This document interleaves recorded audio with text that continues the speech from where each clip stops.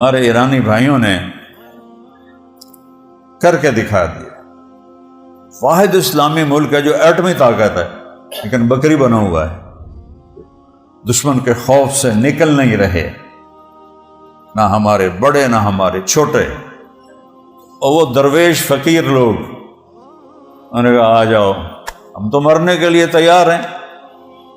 حضرت خالد ابن ولید نے خط لکھا باہان کو جو جنگ یرموک میں کہ میرے ساتھ وہ لوگ ہیں جنہیں موت ایسے پسند ہے جیسے تمہیں زندگی پسند ہے۔